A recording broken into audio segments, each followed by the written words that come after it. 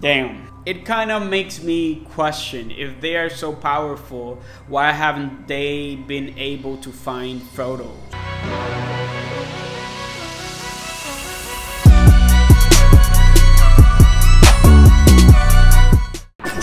What's up everyone, welcome back to another video. As always, my name is Orlando Martel and this is Martel Dynamics. Today we're going to read chapter 4 of The Fellowship of the Ring, which is a shortcut to... a shortcut to mushrooms. So without further ado, let's get right into it.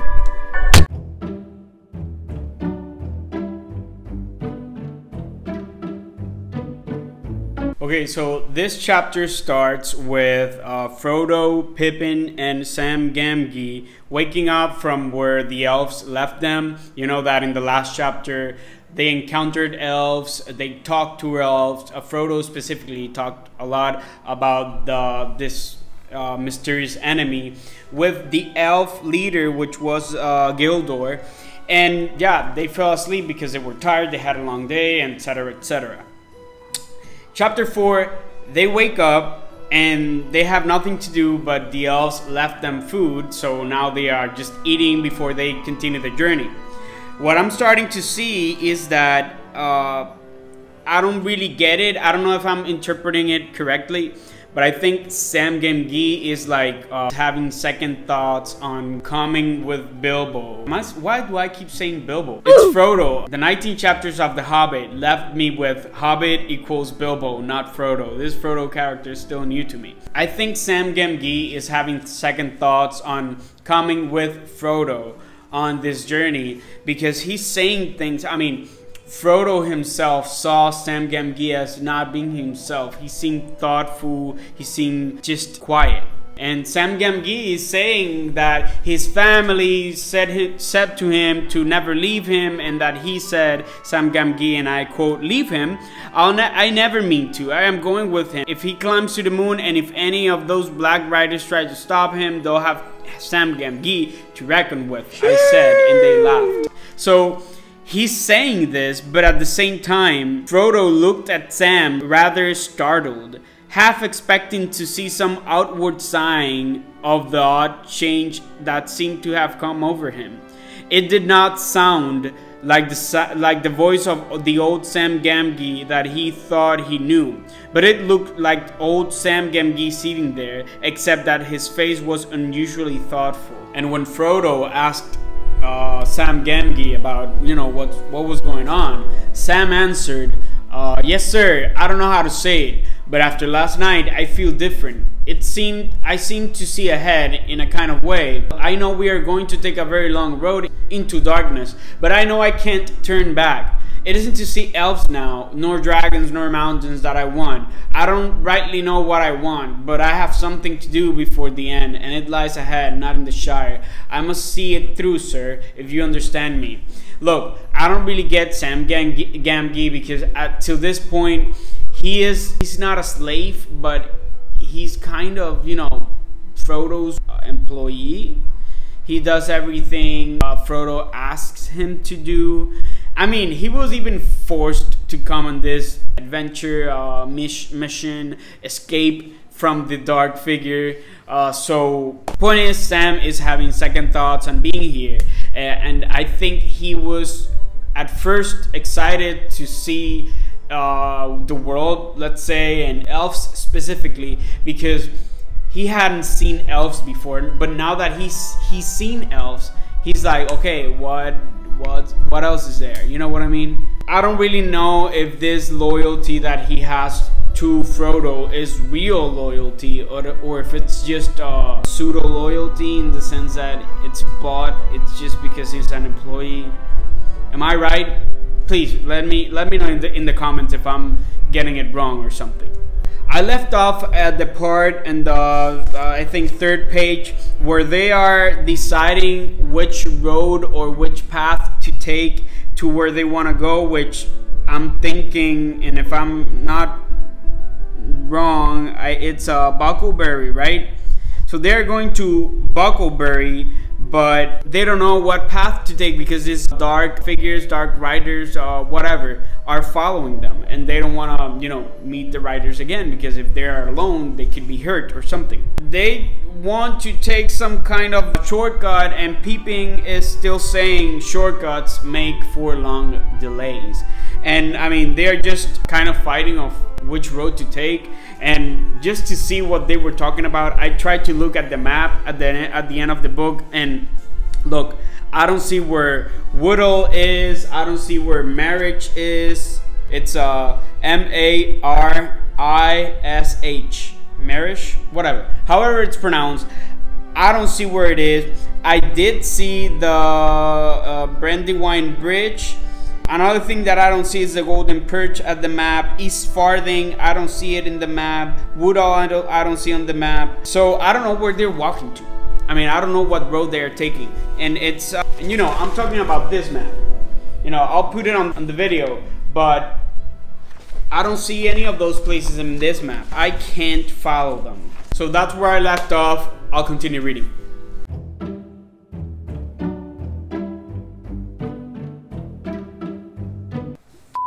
People, I don't know. I mean, I just stopped reading because it said, look, it says that Sam Gamgee looked back through an opening in the trees, and he caught a glimpse of the top of the green bank from which they had climbed down. Look, he said, clutching Frodo by the arm. They all looked, and on the edge high above them, they saw against the sky a horse standing. Beside it stooped a black figure. Yo, what the f?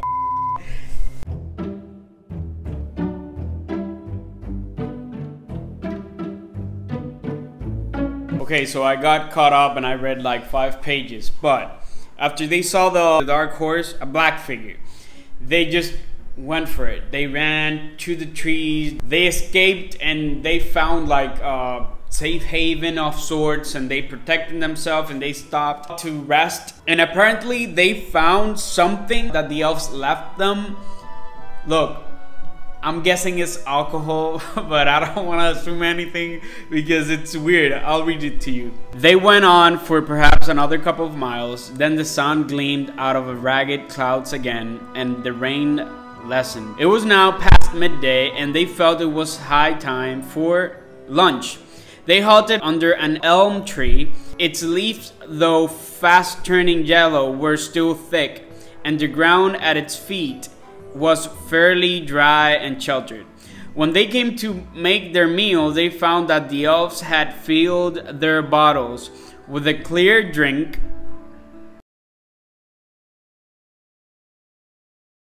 pale golden in color. It had the scent of a honey made of many flowers, and was wonderfully refreshing. Very soon they were laughing and snapping their fingers at the rain and at black riders. The last few miles they felt would soon be behind them, and then they started singing. I mean, seems like they're drunk to me. I mean, at least they're having a good time, you know what I mean? So they were resting, you know, they weren't walking, they stopped, and they were just taking a break. In all this drunkenness, whatever, they saw a bird.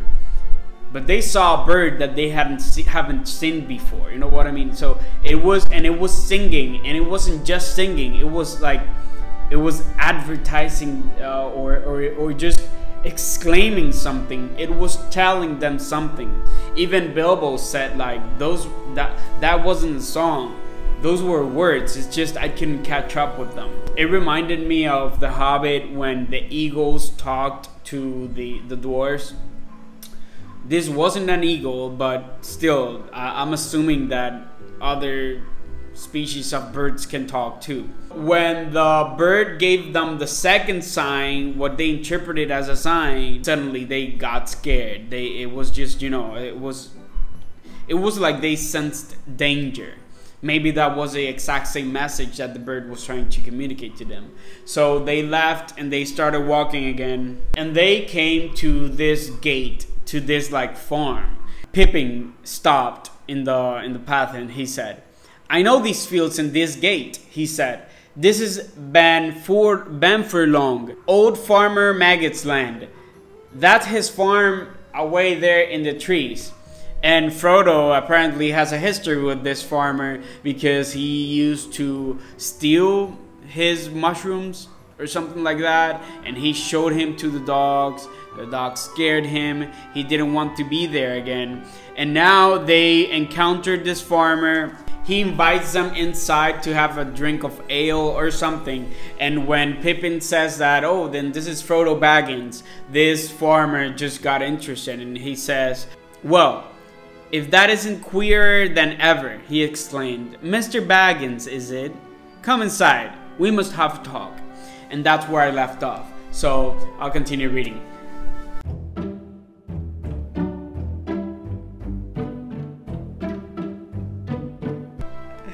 Okay, people, I just finished the chapter. It was pretty short compared to other chapters of this book. I don't even know where I left you guys, so let me see. Okay, so I know. I left you where they were going to talk to this farmer, Mr. Maggot. So they went inside Mr. Maggot's house and they started talking. And long story short, this Black Rider 2 came to him trespassing into his property, which, I mean, if I were Mr. Maggot, I would have unleashed the dogs to him as soon as he came in without permission. But hey, that's just me. He came to Mr. Maggot, and I'll read to you the paragraph. It says that the farmer continued, approaching his point with a slow relish. He came riding on a big black horse in at the gate, which happened to be open, right up to my door. All black, he was himself too, and cloaked and hooded, as if he did not want to be known. Now what in the Shire can he want? I thought to myself. We don't see many of the big folk over the border. And anyway, I had never heard of any like this black fellow. Good day to you, I says to him, going out to him. This lane don't lead anywhere, and wherever you may be going, your quickest way will be back on the road. I didn't like the looks of him, and when Grip came out, he took one sniff and let out a yelp as if he had been stung. He put down his tail and bolted off howling. The black fellow sat quite still. I don't know what they're talking about. Are the Black Riders dogs? Some weird animal, like half human, half another. I mean, they have tails and they sniff like dogs. So I don't know what are they. I come from yonder, he said, slow and stiff like, pointing back west. Over my fields, if you please. Have you seen Baggins? He asked in a queer voice and bent down towards me. I could not see any face, for his hood fell down so low, and I felt sort of a shiver down my back. But I did not see why he should come riding over my land so bold. Be off, I said. There are no Bagginses here. You're in the wrong part of the Shire. You had better go back west to Hobbiton, but you can go by road this time. Baggins has left, he answered in a whisper. He is coming. He is not far away. I wish to find him. If he passes, will you tell me? I will come back with gold. So he's trying to bribe Mr. Maggot to tell him information about Mr. Baggins, you know. And the farmer says, no, you won't, I said. You go back where you belong, double quick. I'll give you 1 minute before I call my dogs. He gave sort of a hiss. It might have been laughing and it might not. Then he spurred his great horse right at me. I jumped out of the way only just in time. I called my dogs, but he swung off and rode through the gate and up the lane towards the causeway like a bolt of thunder. Damn. It kind of makes me question, if they are so powerful, why haven't they been able to find Frodo? Maybe they're weak, maybe they're not powerful, maybe they don't have the technology to find him. I don't know. So that's basically what the farmer told them. The farmer basically told them to stay to eat with him after they talked and they had, you know, spent some time together talking. And the funny story here is that when Frodo was young, he used to be reckless and trespass Mr. Maggot's land and steal his mushrooms, which I don't know if mushrooms are food here, but whatever. Frodo used to steal mushrooms from this guy.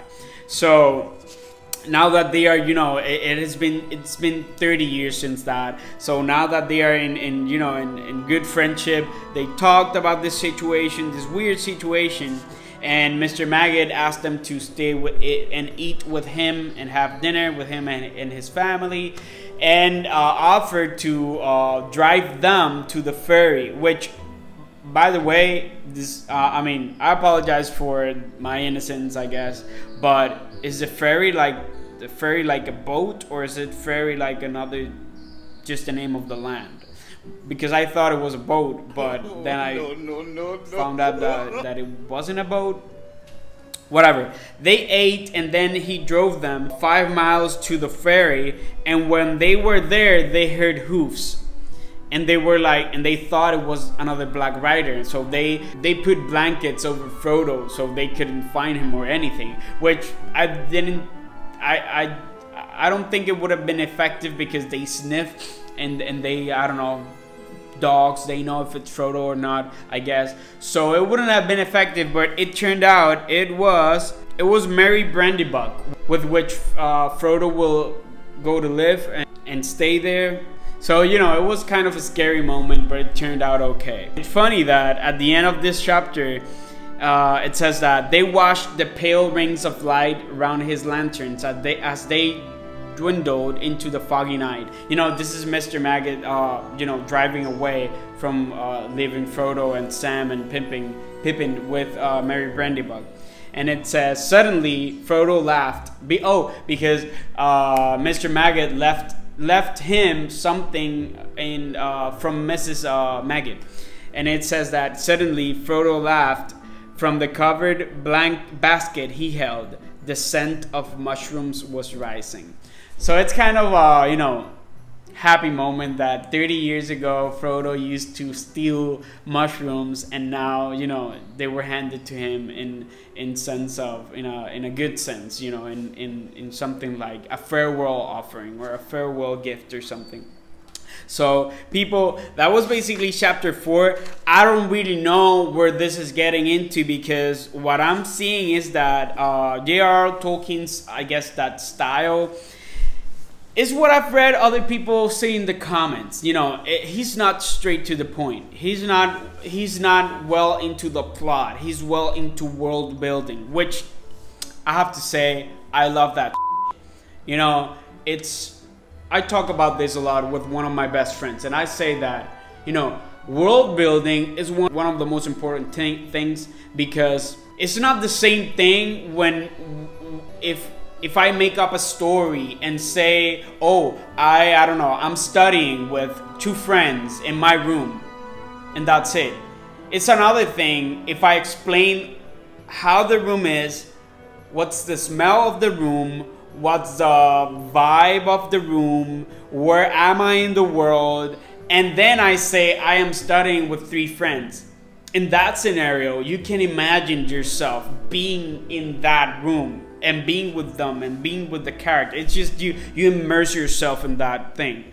But if you don't explain that in the same depth, then yes, I guess the plot is the same, but you as a reader don't experience the reading the same. That's why I'm liking this story very much, although I'm already, I'm literally 100 pages in, and I don't know what's going on in a specific sense. All I know is that someone's looking for Frodo. Frodo is trying to escape, and they are still trying to find him. That's it. And it has taken 100 pages just to know that. So, I mean, in a sense, it's very good. So, let's see what happens in chapter 5. Chapter 5 will be a conspiracy unmasked. So, see you on the next chapter. Bye.